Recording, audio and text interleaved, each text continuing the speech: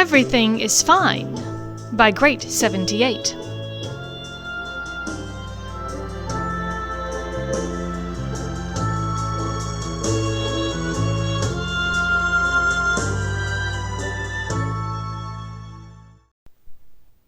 Chapter 18.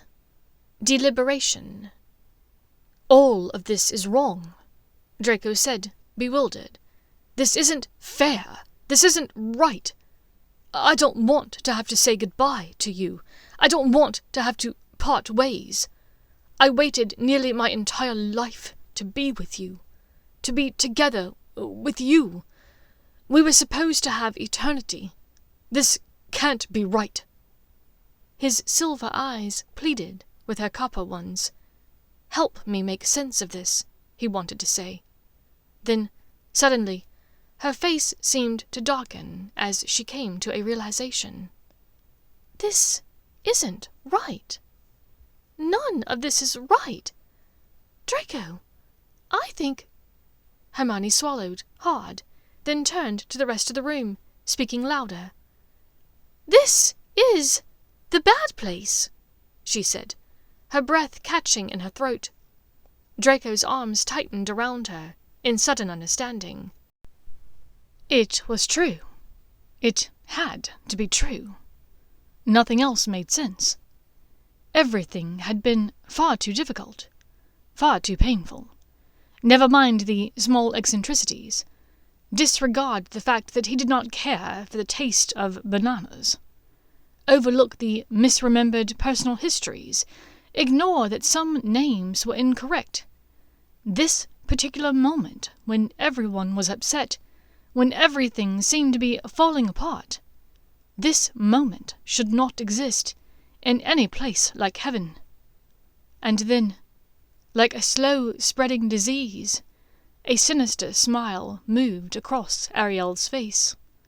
"Well, Miss Granger, I suppose the jig is up. You knew we were in the bad place all along?" Pansy asked, disbelief etched across her wizened face. Ambrose's 5 o'clock shadow just beginning to appear on her cheeks. "Yes, Miss Weasley, I knew. I suppose I should reintroduce myself. My name is Ariel. That isn't how my name sounds where I come from. The closest earthly sound I can approximate to my name would be the sound of a fork stuck in a blender. But Ariel works well enough. However, I am not a good place architect, as you may be able to tell. I am a demon."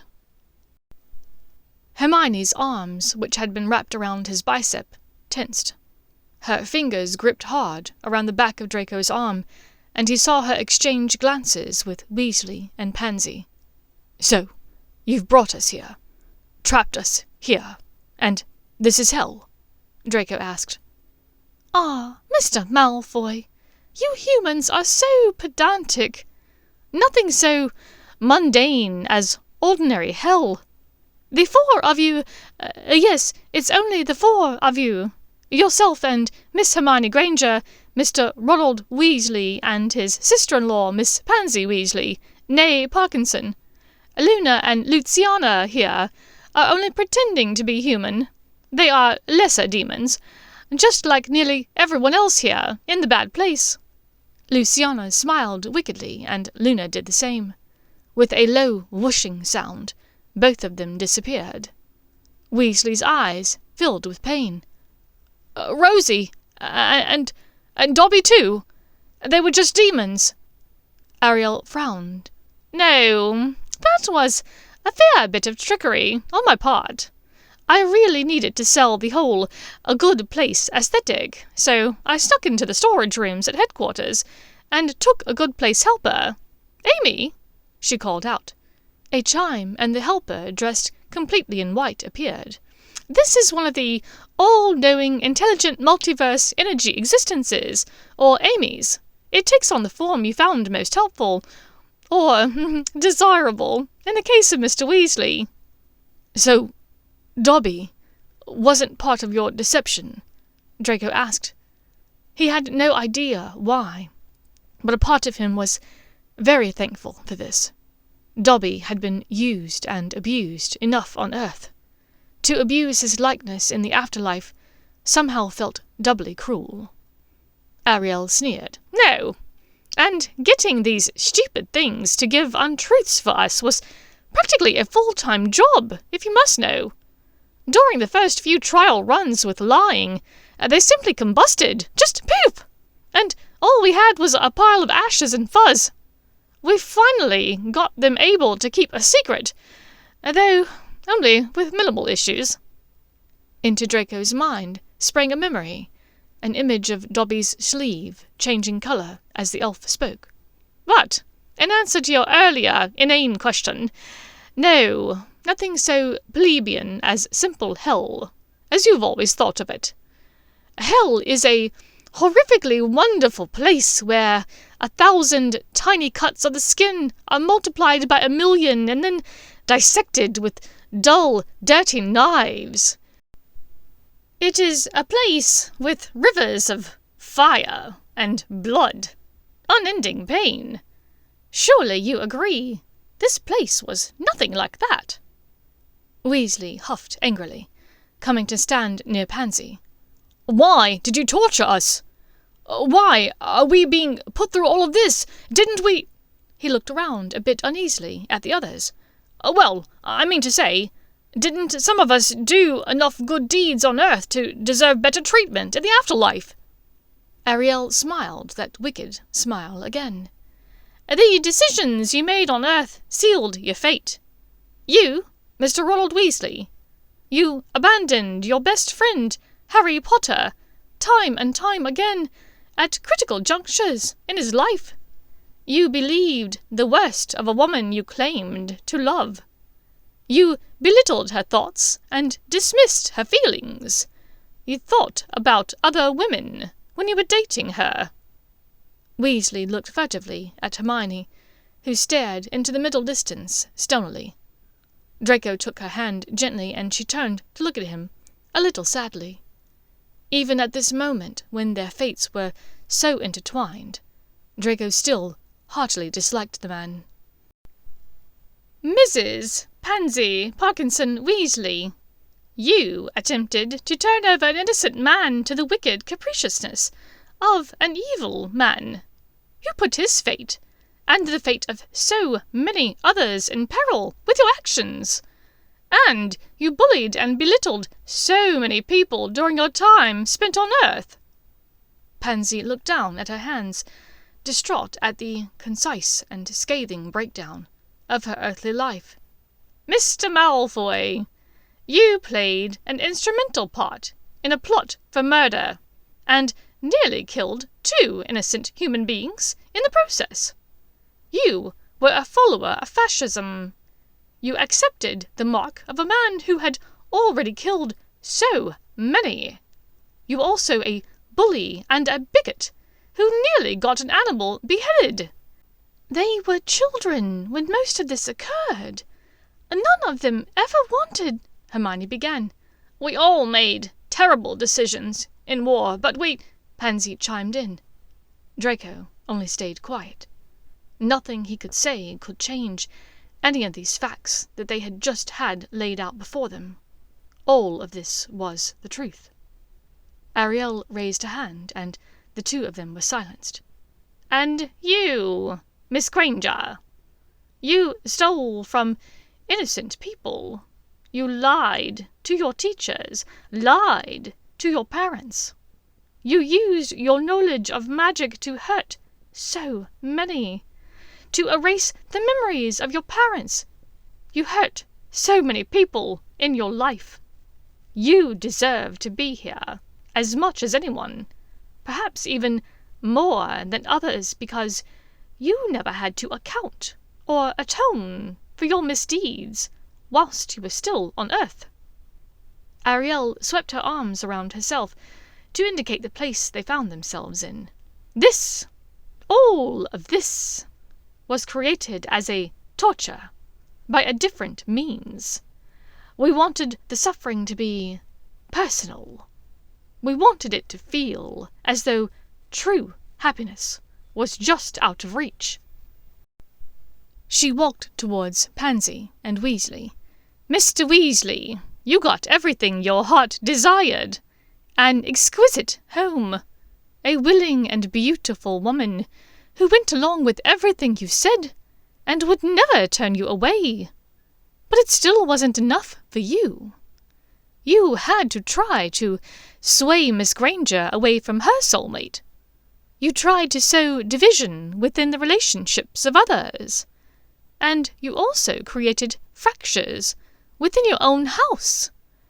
You even had the audacity to try and seduce an all-knowing, all-seeing goddess." Ariel frowned in mild distaste at the very thought. Next she turned to Pansy. "Mrs. Weasley, you feared dying young, dying before your time, so the bad place made sure you knew what it would feel like to die old. It was your heart's desire to have a loving family, to have consistency in your life, so we gave you continual upheaval during your time in the bad place." Ariel turned her gaze at Hermione. "Miss Granger, you always worried and fretted that your friends felt closer to each other than they ever did to you. You constantly found yourself on the outside of every social situation when you were young. So here, in the bad place, we gave you the chance to join in our society, to be at the center of every event." Lastly, Ariel stepped towards Draco. "And, Mr. Malfoy, despite your wealth and your choice of women on Earth, you always craved the things you couldn't have. You wished for a simpler, anonymous life and a chance with a girl that you could never have. So we gave you the smallest house in the shadow of the largest one here in the bad place, a home that you were forced to share with the girl of your dreams. However, we wrongly assumed that your affections were unrequited. We assumed that Miss Granger would not give you the time of day." "Yeah, you weren't the only ones surprised by that," Weasley muttered, and Pansy nodded her agreement. "But it turned out we were wrong about that. Oh well, one thing incorrect is not so bad, I think." Ariel smiled smugly, moving back to stand next to the not Umbridge, toadish-looking woman who was in charge of all the bad places. "Enough of this, Ariel," not Umbridge hissed. "Let's send these filthy grubs to a proper bad place and be done with it. I told you this experiment was worthless. Our tried and true tactics of inserting rusty rods into penises and flogging torsos and backs of knees with sizzling hot fire pokers has worked for centuries. Why are you trying to recreate the cat o' nine tails here?" The spookily similar to Umbridge woman fixed them all with a gaze that indicated how little she truly thought of them. Draco wondered what it said about both him and the real Dolores Umbridge, that he could almost believe that the Undersecretary turned Defense Against the Dark Arts professor had likely uttered this exact phrase on Earth at some point in her life. "Wait!" Hermione said, turning away from Draco and the others. "No! You can't just do that, just yet! You can't just take us away!" It was Draco's turn to speak up. "She's right. We've never had the chance to atone for our wrongdoings on Earth." "Atone?" Not Umbridge asked with distaste, as though Draco had suggested that he turn the rusty rods on her penis instead. "Yes. On Earth, when we were accused of committing a crime, we were allowed to argue our case in a court of law," Draco explained. "The Wizengamot deliberated and discussed our guilt or innocence. They thought carefully on a sentence before it was handed down. You said so yourself. You're only a demon. You're not even the head demon in charge. I demand to be seen by someone in authority. Is there a judge here to whom we can appeal?" "Yes, Jim or someone," Hermione cried excitedly. "Your cat," Weasley asked in confusion. "No, his name is Jim. Jim. I'm talking about Jim, as in God," Hermione went on breathlessly. She looked up at the gaudy ceiling of the ornate 6th living room in Weasley Manor. "Jim! Are you there, Jim? It's me, Hermione. Please, we need you." Jim, the cat, who had been lounging on a low plum-coloured settee, half asleep, cracked one green eye. "Sorry. In this simulation, I'm only a cat." Draco only just caught Hermione as she swooned, falling back in shock at her unassuming snow leopard speaking aloud. "No!" Ariel said, red-faced, stamping her foot suddenly like a petulant child.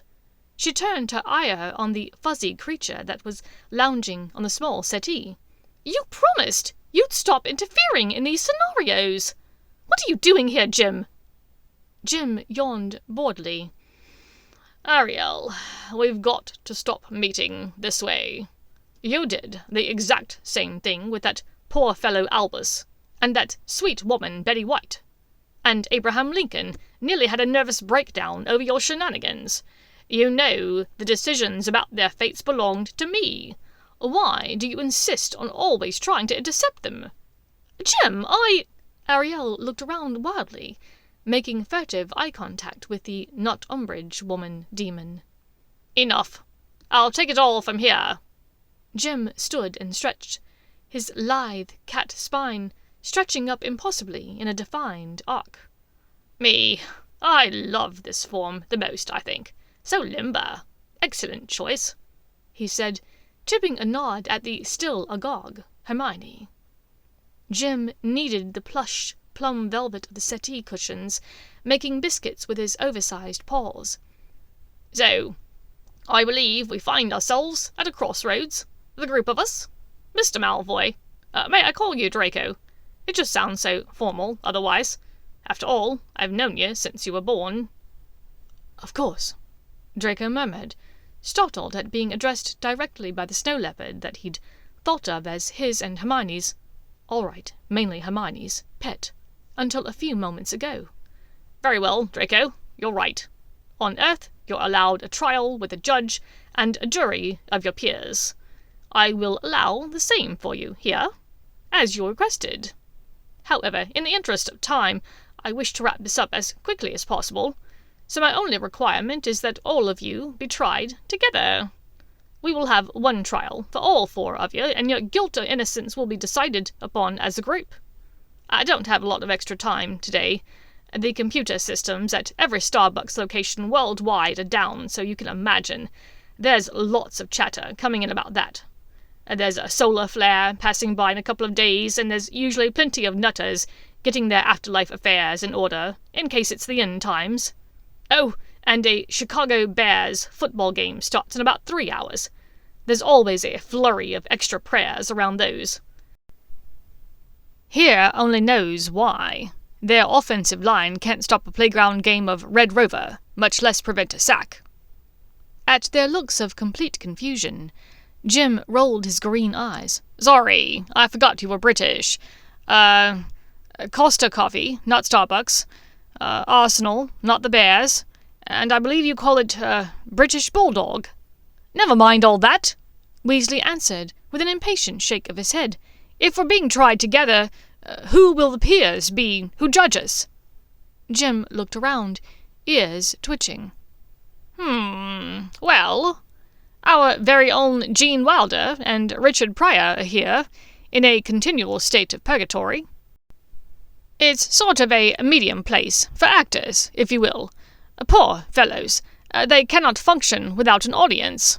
It just seemed too cruel to leave them alone in 2 houses, in the middle of nowhere, you know?" Both Jean and Richard looked as though they would much prefer the solitude afforded by 2 houses, in the middle of nowhere, right about now, but they said nothing. It was clearly not their first go-round at dealing with Jim and Ariel and the not Umbridge woman. "Very well. You, Draco, since it was your idea to have this trial, you will argue on behalf of your fellows and yourself. Ariel will present the case against you, and the boys and I will deliberate. I'll hand down my verdict shortly," Jim proclaimed. He blinked, then turned to address Rosie. "A courtroom, if you please." There was a chime, and then a judicial bench with a judge and witness space appeared in the center of the room. It faced 2 desks, each with several chairs behind them. 2 straight-back wooden chairs sat to one side of the room. Jim flexed his claws, stretching deep on his hind legs. Then he leapt up onto the bench. "Let's begin. Jean, Richard, take your seats. Draco, call your first witness." Draco stared at him for only a moment, until the long, spectacled tail began to swish impatiently. He turned back to survey the others. Hermione was bouncing on the balls of her feet, clearly anxious to take the stand in her own defense. But Draco wanted her to go last. As the son of dramatic parents, he'd learned the impact of a big finish. Still, never underestimate a solid first impression, he knew. "Pansy." Ambrose grunted, startled at being chosen first. "All right, Dre." It seemed that Draco's brain pixies had abandoned him in his moment of need. Instead, they now resided in his stomach, each apparently pedaling a bicycle at full speed in tight circles. It felt as though his stomach was now doubling as a velodrome. Before we begin, can we possibly do something about the seating situation for our jury? It's difficult to get comfortable in those kinds of chairs, as I'm sure Jean and Richard will both tell you. Rosie, can we get 2 recliners for these fine gentlemen? Heated seats, power footrests, the works," Draco requested gallantly. Ariel was on her feet instantly. "Objection! A bribery! A jury tampering!" Draco opened his arms in a "who, me?" gesture. He spoke up in his own defense. "Lord Jim, I'm only wishing to make our jury comfortable. I'm not giving the chairs as a gift to them, nor am I asking for anything in return," he said magnanimously. Jim nodded his assent at the 2 men. Jean and Richard took their time, settling into the plush new recliners, small smiles crossing their faces involuntarily. Draco was surprised to realize that these were possibly the first true smiles he'd seen from either of these men since he'd met them. Jim stretched his feline neck to look at Pansy/Ambrose. "Mrs. Weasley, may I address you as Pansy? And I think it's probably for the best if we dispense with these—" He raised a large paw, waving it towards her. "Ridiculous theatrics. You are not, after all, Ambrose Wimbley.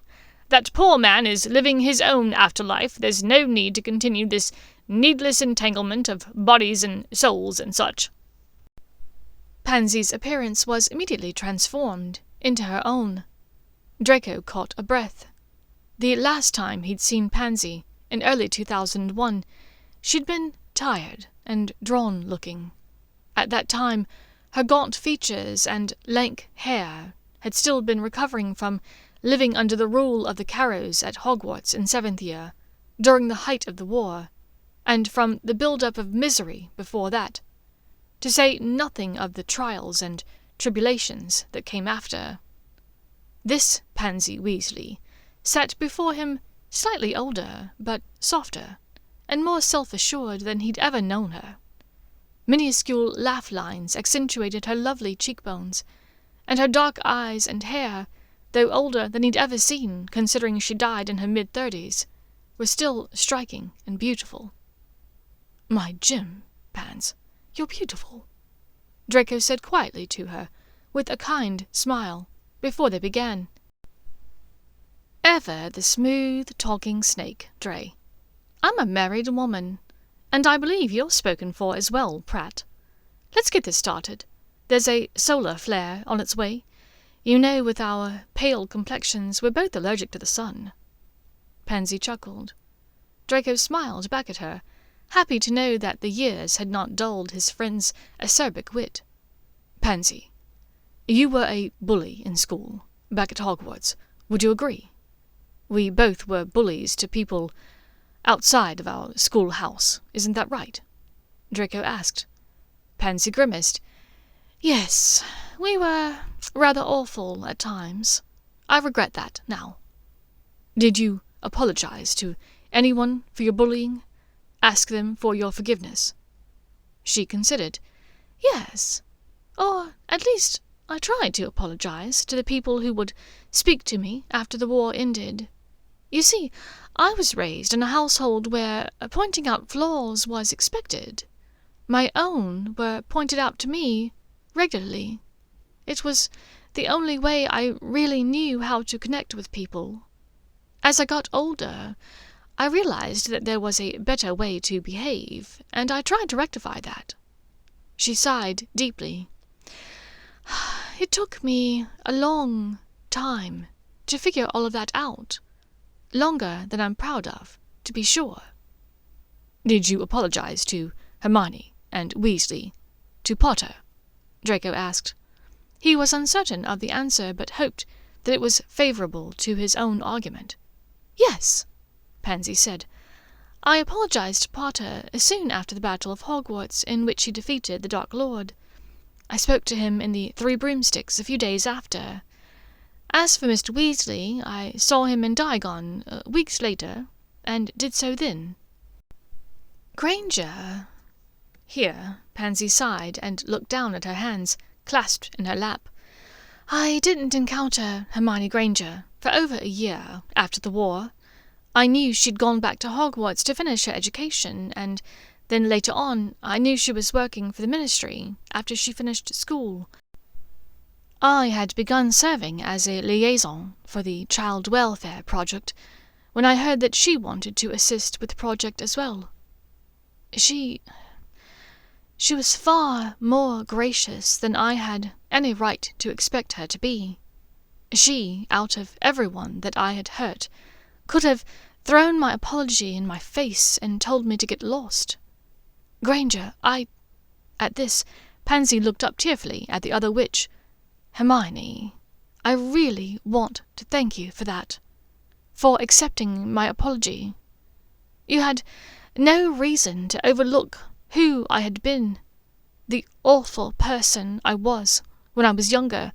You could have walked away, and you would have been entirely justified in doing so. Of course I couldn't have walked away, Pansy, Hermione declared. I could tell you sincerely meant your apology. I did. I meant it. Pansy nodded. A quick tear slipped down her cheek, which she wiped away hurriedly. Pansy, Draco asked softly, were you ready to die? Salazar, no! She said vehemently, her dark eyes flashing at Draco. It took me years to admit to myself that I deserved the love of a good man. It took even longer for both of us to realize that we could be happy together. Percy carried a lot of guilt about the war as well, turning his back on his own family, almost waiting too late to apologize, and then being there when Fred died and not being able to prevent it. It broke something inside of him, and he was a lot like me. Neither of us thought we deserved happiness. But then we realized how much alike we were, and we realized that we could make a new form of happiness with just the two of us. And then, when we found out, we were so close. Pansy sobbed suddenly, her breath catching in her throat. The tears fell in earnest now. Rosie silently brought her a handkerchief. Pansy wiped at her eyes, furiously. Your baby? Draco asked, hating himself for needing to bring it up. But he needed them all to know the depth of love this woman had had for her child and her husband. Pansy's face crumpled. I know Dahlia is bringing Percy such joy. She was so wanted, so loved, even before she arrived. She sobbed deeply now. It was clear that the dark-haired witch was unable to go on. Thank you, Mrs. Weasley, Draco murmured. Weasley, Ronald, You stand accused of coveting the good looks, wealth, status, and adoration that came so naturally to others, yes?" Draco asked, cocking one eyebrow at the ginger wizard on the witness stand. He tried for a winsome smile. It fell a bit short, but only Weasley noticed. "I don't think anything was said about good looks, Malfoy," Weasley grumbled, giving him a hard stare. Draco put up his palms in an exaggerated show of apology. "You're right. I only speculated based on the overwhelming physical evidence." "Objection! Speculation!" Ariel was on her feet again, pointing at Draco furiously. "Apologies, my Lord Jim," Draco simpered. "Continue," Jim encouraged, licking the side of his overly large paw and rhythmically running it over the top of his head. It made the fluffy, fine hairs stick together and stand on end. "As I was saying, you were envious," Draco asked of Weasley, more kindly this time. "You wanted what other people had." Weasley pursed his lips. "That was part of it, I suppose. My family, we always did struggle. Dad was continually on the outside, looking in at the ministry when I was young. He was passed over for promotions more times than not. He made enough to keep our family afloat, but there was never room for extras. Mum seldom had free time enough to have one-on-one time for any of us when I was little, before Bill and Charlie left for school. And then—" Here Weasley paused, seeming not to want to go on. "And then," Draco prodded gently. "And then I met Harry Potter when we were both 11, and he seemed to have maybe even less advantages in life than even me. No one came to see him off at King's Cross. People seemed in awe of him, and he didn't even understand why. At first I thought he could be my chance to belong, to be respected, looked at enviously, for once."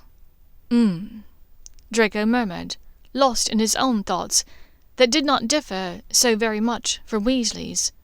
He paced in front of the bench to help him marshal his thoughts. "Except he was better at everything. School-wise, we weren't so far off from each other, but he was just so likable, you know? And good at Quidditch, and at making friends. And of course he was brave, he was good at standing up for himself. You name it. But he was an amazing friend, and the best mate a bloke could ask for, you know?" "Right," sighed Draco, only a little wistfully. "And Hermione?" "The same. Sure, she was head and shoulders above us at school, but she had a harder time finding friends, so she was loyal to the ones she had, you know? She watched out for us, sometimes too much. She tried to protect us from doing a stupid shirt, you know?" "Right," Draco agreed, remembering numerous incidents over the years. "And then—" Weasley looked up at Draco, his gaze hardening at the blonde wizard. "And then?" Draco prompted, as Weasley had grown silent, reluctant to speak. Weasley sighed. "Then she seemed to develop crushes on other wizards." Draco narrowed his eyes. "Other wizards?" "Objection! Irrelevance!" Hermione stood quickly from their desk behind him. "Overruled," Draco said, halting his pacing steps. "I'll allow it," Jim replied, with a Cheshire cat grin. Hermione's jaw clenched as Draco gave her a small smirk. "You were saying, these other wizards," Draco continued. His pacing resumed, perhaps a little bit faster. Weasley narrowed his eyes at Draco. "Yeah, I liked Hermione at the end of our first year at Hogwarts, even though I didn't know what that meant, having a girlfriend and all. She was nice, you know? Helpful, bossy. He looked over at Rosie, who silently gestured at Weasley to sit up a bit straighter in his seat. The wizard did so, and then continued. "I guess I have a type." Draco smirked. "I'd say you do, yes."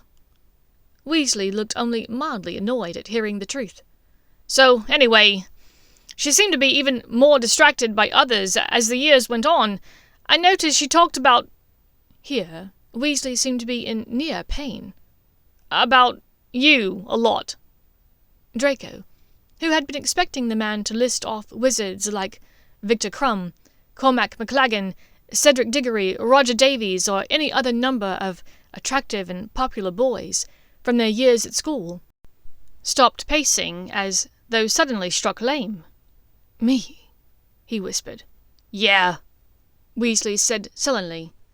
"And I could get past the fact that you had more money than I did, or that you always seemed to have these followers wherever you went. But when Hermione started staring at you across the Great Hall, that was too much." "Huh," was all that Draco could manage to get out. "But I thought I had the last laugh. We ended up together. At least, we dated for a little while. It was right after the war ended. She was able to look past the mistakes that I'd made, my jealousies and insecurities, leaving her and Harry when we were searching for Horcruxes in order to defeat you-know-who. I had acted like such a forking prat out there in the forest, but she forgave me. I thought we were going to be together forever. But after only a few months of dating, she already had one foot out the door." "And that angered you?" Draco supplied, with a knowing but understanding look. "Yeah," Weasley answered quietly. Draco nodded. He turned to look at Jim. "Lord Jim, Ronald Weasley made some mistakes, but he is only human after all. Humans are allowed to be envious, jealous. We're allowed to be upset. Despite some of Weasley's decisions, I know he has his best friend's interests at heart. He has stuck up for both Potter and Hermione, more often than he hasn't. Even here in this place, Jim, you likely saw it for yourself. Whenever he thought Hermione might be in danger from me, he did try to protect her, for the most part." Jim's green eyes simply blinked at him impassively. "Very well," the snow leopard said after a moment. "Draco, please, call your next witness." Draco turned to look at their table. Hermione looked fearfully back at him. "Hermione," he asked quietly.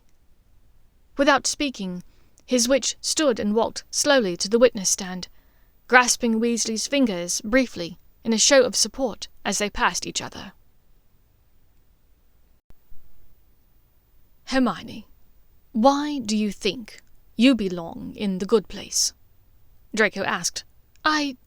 She faltered, and he worried that her insecurities would get in the way of the actual truth. But as she often did, she instead blinded him with her perfection. "Whilst I know I made mistakes in the course of my life on Earth, I feel that most of those mistakes were made out of my concern for the well-being of others. During my life, I worked in the interest of promoting the best outcome, in providing the greatest good for the greatest number of people." "But you lied, Miss Granger. You imprisoned a woman. You set fire to a man. You broke rules!" Ariel interjected loudly from behind Draco. Draco turned angrily to the demon for interrupting his witch. But it was Hermione who spoke up for herself. "We don't live in a categorical imperative, Ariel. Virtue, for the sake of virtue, assumes that everyone else is acting within those same sets of beliefs. Yes, I imprisoned a woman, yet this woman was cheating and lying herself. I stole a locket and a cup from people who had stolen them from others, from people who were never the rightful owners in the first place.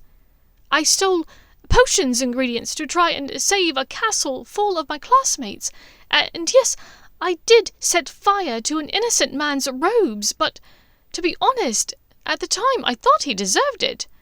And it did achieve my objective of saving the life of my best friend, even if the means left something to be desired." Hermione's hair was nearly electrified, the curls rising around her shoulders as though affronted on her behalf. Her copper eyes flashed angrily at the demon's insinuations. After a moment of silence within the room, the snow leopard spoke. "Very well, Hermione, that's all," Jim said from his high bench. Hermione looked up at him with a sweet smile, then stood to return to her previous seat at the desk with Weasley and Pansy. "And lastly, Draco, perhaps the most flawed of all, no?" Jim asked in a languid voice. "Yes," Draco agreed, tight-lipped. This, then, would be the worst of it. Had it only been the other three, this could likely be over quickly. But knowing that his actions and sins would count against the others, was it truly fair to them? He met the eyes of the others. Pansy looked fearful, whilst Weasley mostly looked angry. Perhaps he had the same thought in his mind as Draco did. It really wasn't fair. But Hermione. It was her look that gave him the confidence to hold his head up proudly. Her face held a look of adoration, of believing. She truly saw him as worthy of something, and it was her expression that gave him the strength to speak up on behalf of himself. "My lord, Jim, the bad decisions I made in my youth were ones that I wish I hadn't had to make. I wished even then to take them back, to erase them, almost as soon as I made them. I was a coward, yes. But I knew that if I didn't follow through, if I didn't do as I was told, my family would be in danger. My family, my friends, and everyone else around me." Draco sighed, resuming his pacing, carding his fingers through his hair roughly. "I was told from a very young age that I was meant for something great. When my father said it, he meant in manners of power and influence. It was his desire that I become greater than him, more ruthless, more cunning." Draco paused, looking back at the others. "My father was continually disappointed in me." Draco looked away from Hermione and the others, his eyes staring out of the windows over the expansive side lawn of Weasley Manor. Just out of the window and across the lawn, near to the small clapboard beach house and the log cabin, a copse of trees stood. He knew what lay just beyond those trees. Simplicity, happiness, contentment in an afterlife with his witch, and all of it disguised as a gingerbread house for Salazar's sake. He longed to be back there, even now, even knowing that where they were was in actuality the bad place, did not make a difference to him. This place, for all of its faults and wrongs, had brought him together with Hermione. In many ways it was the bad place in name only, he thought. He regathered his thoughts and turned back to look at the snow leopard, Jim. "But my mother told me that I was intended for something great as well, and when she said it, she meant something entirely different than when my father said it. She meant that I was capable of love, that I could choose better for myself. It took me a long time to see that. It took even longer for me to understand it, and then to accept it. Longer than most, to be sure. But when I saw Hermione on my drawing-room floor—" At this, the huge, ugly sobs snuck up on him. He worked to drag in a breath, sucking in the air to stave off the panic attack that threatened the edges of his sensibilities. After a few moments, he calmed himself. "That was the point that I knew I could no longer stand by. It was difficult to break away, difficult to fight against the people that thought of me as an ally. But I did it. I did what I could to help from within. I did what I could to bring down the Dark Lord. And when it was all done, I begged for forgiveness from everyone that I'd hurt." Hermione stood. "Jim, I know Draco did many wrongs in his life, But when it mattered, when it counted, he did help in whatever ways he could. And I know he is sorry for everything he did wrong." The other two at the table nodded solemnly. At his bench, Jim simply stared at Draco. His green eyes glittered as he took in the foursome in front of him, awaiting judgment. "Very well," he said simply. "We shall deliberate." Jean and Richard pressed the buttons on their recliners that returned the footrest to the down position. Then they stood. Jim spoke from the bench. "We'll go into the fourth conservatory. I like what they did in there." "I had 4 conservatories," Weasley whispered. "Wealth is squandered on the ignorant," Draco said under his breath, as Hermione laughed. To her, he said, "Can we take a walk?" She hummed her agreement and stood, taking his hand in her own and walking in the opposite direction of the 2 men and the snow leopard. They found themselves back in the little room they first met Weasley and the lesser demon called Luna in. They settled onto the blue velvet sofa. Draco noticed with amusement that a couple of the little pink pillows seemed to still be stained with sauce. He looked at her, staring deeply into her coppery eyes. "No matter what happens, I need you to know something, Hermione." He stopped, placing his hands gently under her chin, encircling her neck. I love you. I have for longer than I would have admitted to before finding you here. I want to keep you in my life, whether that is here or in some horrifying hellscape that Ariel and Umbridge dream up. For me, it's only you." Her eyes rimmed with tears at his words. "Draco, I love you too. These last several days, they've been wonderful. To find someone that I always hoped was out there, someone who understood me, someone who knew me for all of my faults and still accepted me. You know what I've been through. You know where I come from. And you haven't tried to change me or dismiss me. When all of this is done, I can only hope they won't separate us." "I'll fight for you, Hermione. I'll do what I should have done all those years ago in my drawing room. I'll do what I can to protect you." There was a chime, and Dobby appeared. "Hermione Granger, Draco Malfoy. Jim has made a decision," the little elf said, hanging his head sorrowfully. "Dobby, thank you for everything. I know you aren't the Dobby from Earth, but your presence meant a lot to me here." "I understand, Draco," the elf said with the tiniest smile of tenderness. Back in the 6th living room turned courtroom, Draco and Hermione joined the other 2, awaiting the verdict. Hermione reached out to grasp Weasley's hand, and after a moment, Weasley took Pansy's hand in his free one. Ariel and the not Umbridge woman stared at them coldly. The door opened, and the snow leopard marched proudly back into the room, followed at a short distance by Jean Wilder and Richard Pryor.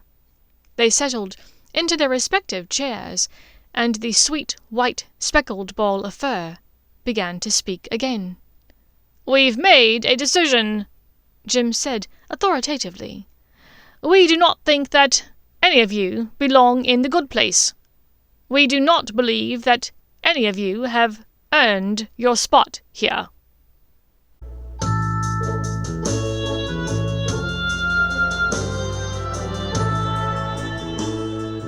Thank you for listening to Everything is Fine by Great78. If you enjoyed this story and would like to read more like it, please find me on Archive of Our Own or follow my Spotify channel, Silver and Copper.